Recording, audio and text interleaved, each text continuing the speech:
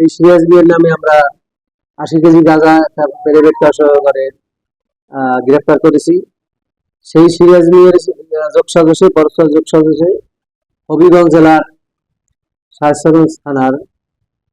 নতুন ব্রিজ থেকে গতকাল একটা গোপন সংবাদ পাওয়া যায় রাতে, যা থেকে প্রাইভেট কার সহকারে গাঁজা বহন করে নিয়ে আসবে। আমার নির্দেশনায় আমাদের এসআই জনাব মনিদা সিনহা এবং তার সহকারী হাসাকেলের সেবাই সহকারী রেডিং পার্টি আজকে সকাল 6টায় রেডিং টিম গঠন করে শান্তিগঞ্জ থানার সুনামগঞ্জ সিলেট মহাসড়কের পাশে চায়ের দোকানের সামনে উঠতে থাকে গোপনে। সকাল 8টায় প্রাইভেটে আসলে আমরা রেডিং টিম সদস্যরা গাড়ি আটক করে উপস্থিত 2জন সাক্ষী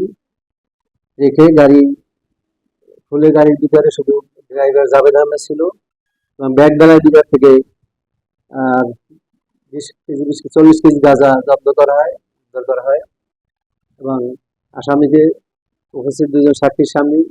আটক করে গাঁজা সহকারে